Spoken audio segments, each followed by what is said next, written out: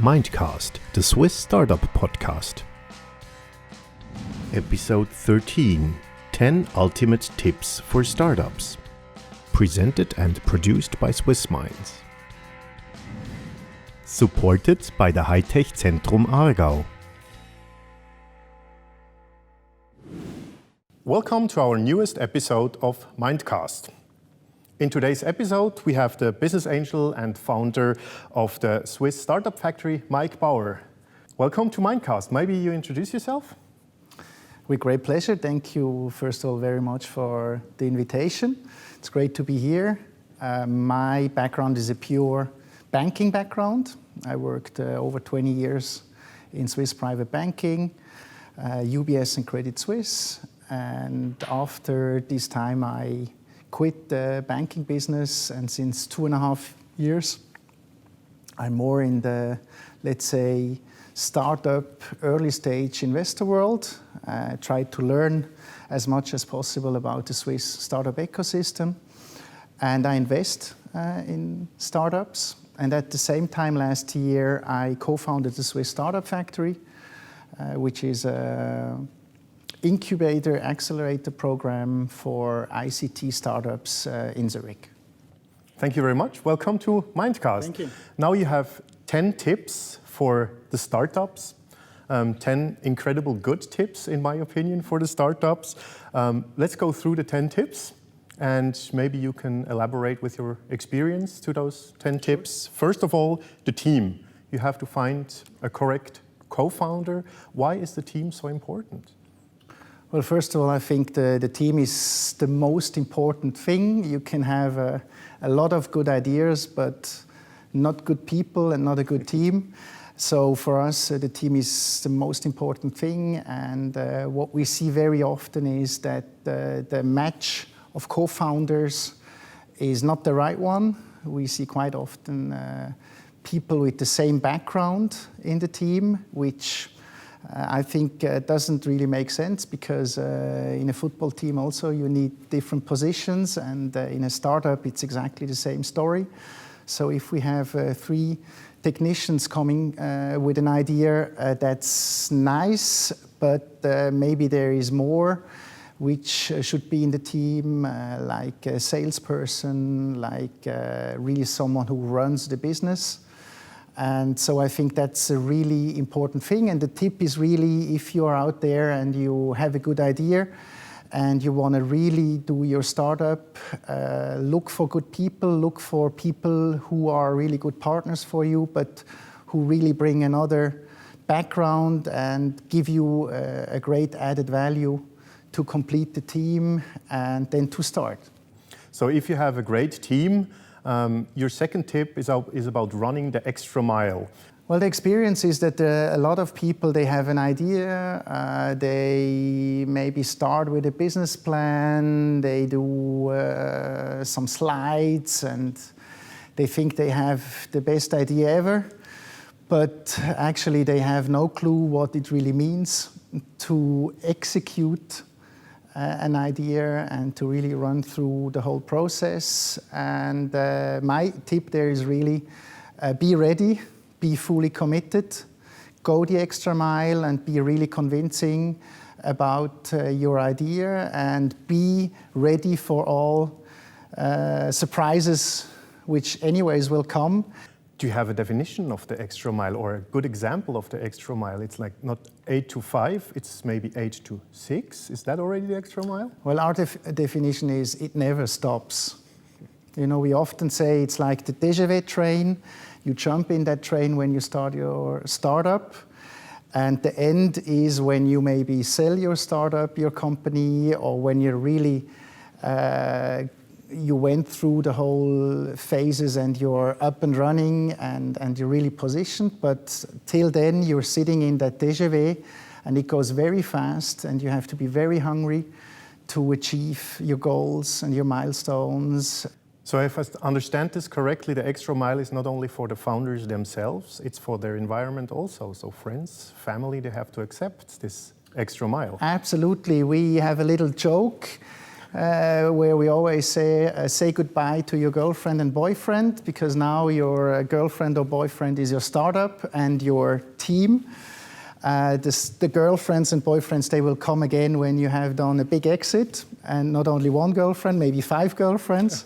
So that's a little bit the joke we always tell. But yeah, I think it's very tough also for the whole environment, for the family, for the friends. You have to be aware of that. You also have to be aware that you really have to be focused on your startup, and you can't go on holidays like you go it in the corporate world. That's also something we see quite often, you know. If someone asks, can I have the 3 weeks holidays? I mean, come on, there are no holidays when you build up a company. If you look at big entrepreneurs who really achieved big successes, I mean, they didn't have holidays for quite some years. So there we always have this discussion, and we see very quickly who really goes the extra mile and who does not. Let's talk about sales. Do companies need sales? Well, it's one of the biggest things. You know, you can have a great product, but you can't sell the product. That doesn't make any sense, because sales is very important. We see very often a lot of presentations, 90% of the presentation is the product and 10% is sales. So we really need a good balance there, and we're coming back to the first tip with the team. You know, in the team you need to have a salesperson, because without sales you can't be successful. So my tip there is be ready for entering the market, be ready for sales, have a strategy about sales, decide who in the team does sales. It's very, very important, but we miss that part quite often in a lot of startups we see, or presentations we see. But can't you say that if I have my first investment, we will buy a sales force and let them do the sales, so we don't need sales? Well, first of all, you don't have the money to do that. You know, buying a sales force is quite expensive. So I would say in a first step, in a very early stage you can't afford buying a sales force. For sure, if the startup and the company grows, you can hire people who do sales additionally, but I'm very convinced that one of the partners, one of the founders, has to do sales and has to be the brain of sales of the startup. And therefore, I don't see in a very early stage the buy-in of a sales force. How about assumptions of the company, of the startup having from the market? Should you stay, or should you say, never give up, I will run this way, or should you give up somehow, sometimes, at least a direction? Well, never give up is for us very important. You know, you have to believe in it. So never give up, but you have to be smart in terms of adapting your assumptions. And the only way to do that is to ask the market and to ask the customers, and to ask customers very early to know what they feel about your product, what they think about your product, what they use from your product, so that you can adapt. We see a lot of presentations with big assumptions and big market sizes and big goals, but if I ask them, well, to how many future customers have you spoken? What were their feedbacks? How did you adapt your model about these feedbacks? There is quite a lack of information, let's say. So for sure, never give up, but be smart and adapt regarding the feedbacks you get from the market. So now I have this big investor which called me and said, hey, I'm interested in your company. Is it done for me? Well, the investor topic is for every startup, I would say, a difficult topic, because most of the startups, they're not used to investors. They have to learn how to deal with investors. That's not an easy task. First of all, my tip there is believe in the commitment of an investor when you have the money on your account. We saw a lot of different stories where a handshake was not a handshake, where after a handshake, a startup started to invest some future money, even though the money was not there. A lot of startups, they need advice. They need a good partner who can orchestrate through that financing story. The buy-in of an investor is there when the money is on the account.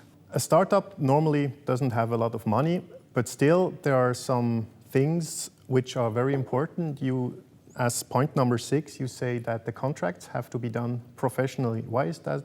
Because I can find contracts on the internet, I can adapt this to my company, and it's okay, or not? Well, we think it's not okay. We saw a lot of copy-paste contracts, which is also quite difficult. My advice there is clearly to have a professional support at the beginning, to build a really good contract base, which also opens doors for later investors and financing rounds. We saw some startups, they did some mistakes at the beginning and then actually closed the doors for further investors who just didn't want to sign these kind of contracts or wanted other contracts. A startup can't have all this know-how, but he needs to make sure that he has a partnership or advisors who can help to be on a very professional level from the beginning. How about focus? I mean, the best thing is I leave everything open and the market decide or the customers decide what product they want as a focus.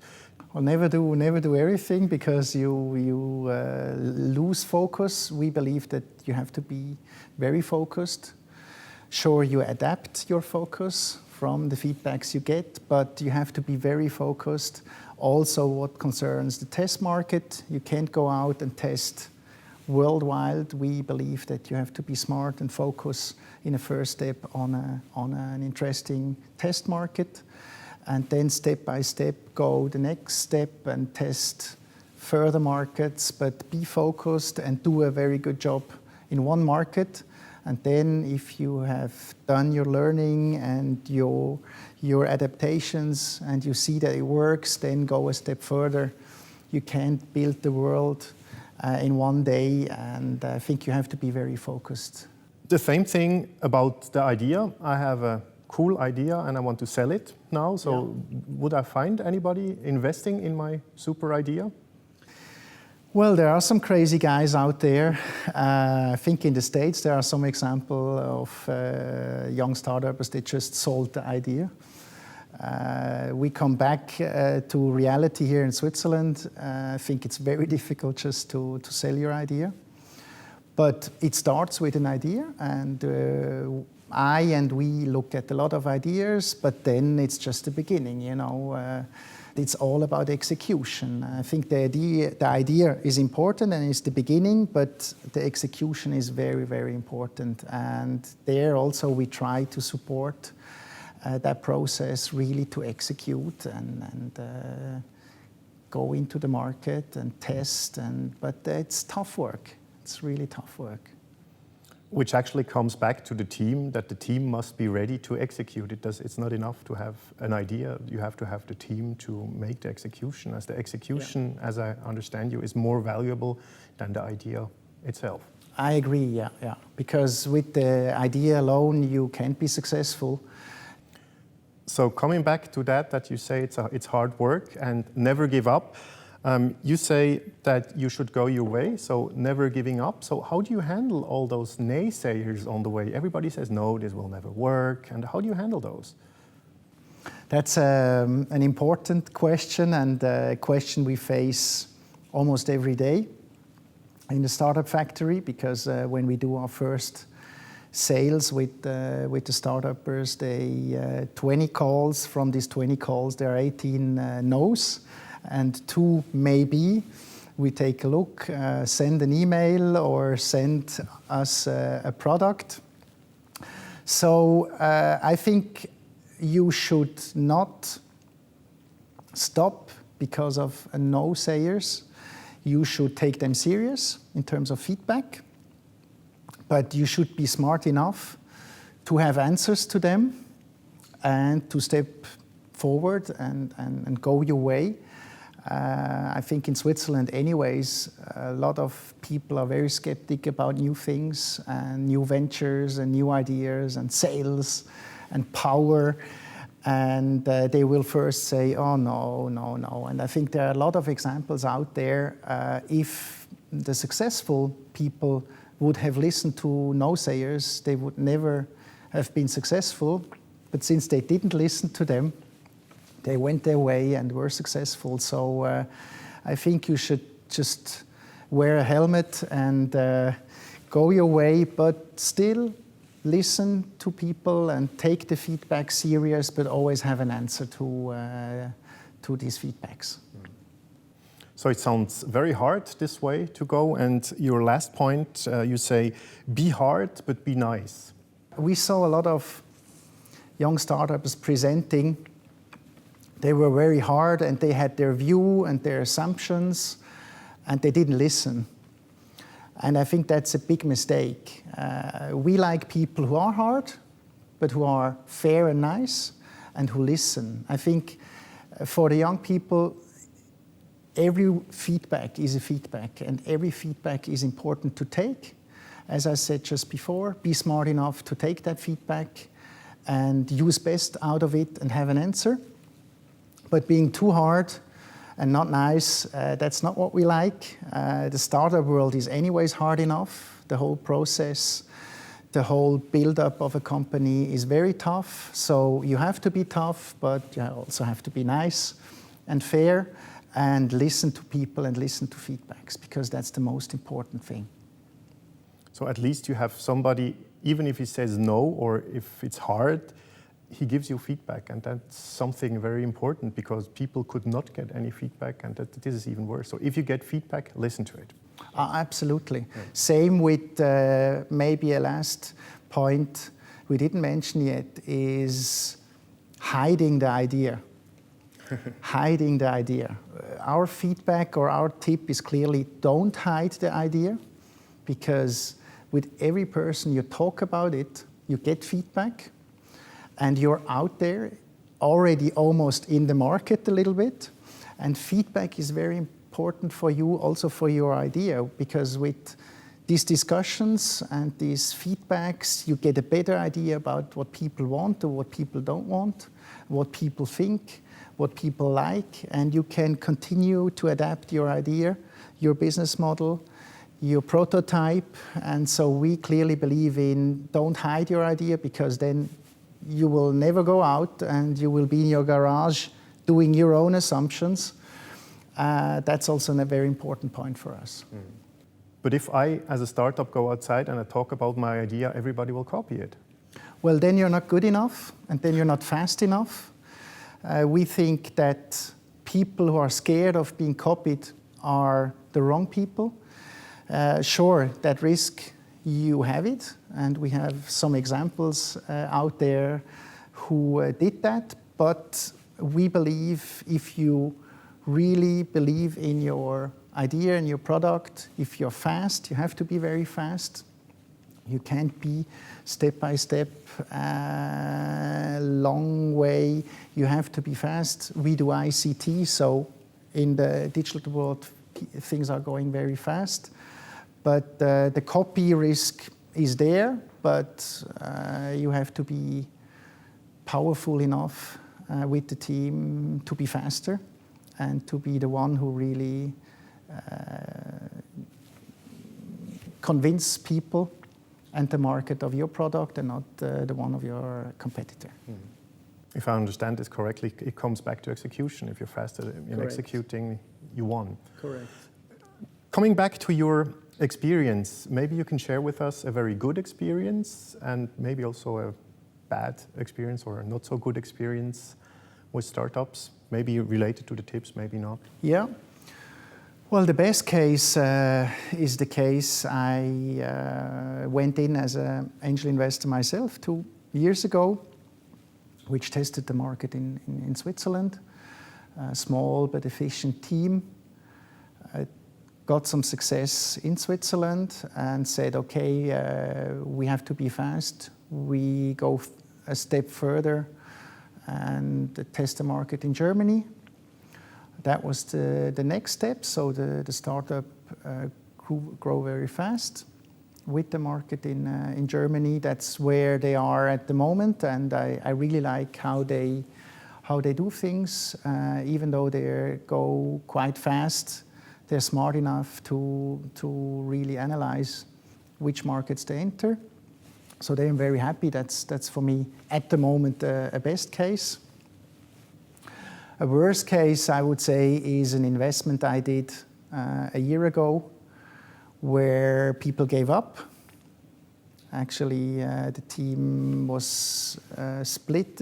I think the team actually didn't realize what it means to build up a startup and what it also means financially for themselves. It's not the corporate world, it's the startup world. So there, the team split up. We tried to replace the people, and now we will see if it still can continue, but it's a big step back, and it's a very difficult case. But that's part, of the startup world. Things are not easy, and you have setbacks. That's part of that business. But I would say that's for me the more difficult part or the worst case in terms of experience at the moment. Thank you very much for sharing. Now, if you have a wish, who would you see here talking to me? Anybody? Wow. You have to organize them too. So. Okay, I wish for someone who should stay here. Well, I would say certainly someone on the higher level of the Swiss government. That would be a wish, to really be part of these initiatives like you do. I think we need much more people who contribute to that. We have in Switzerland very good innovations, good young people, great education in Switzerland. I would like to see much more entrepreneurship from all different kind of stakeholders. And I very strongly believe in the power Switzerland has. If we would do that all together, at the moment it's too much fragmented for me. So that's certainly a wish I have, and we are here to work on that. And I'm sure that there is a big potential for Switzerland also in that world. Totally agree. Mike, thank you for having you here. And thank you very much. Valued insight. Thank you. Thanks.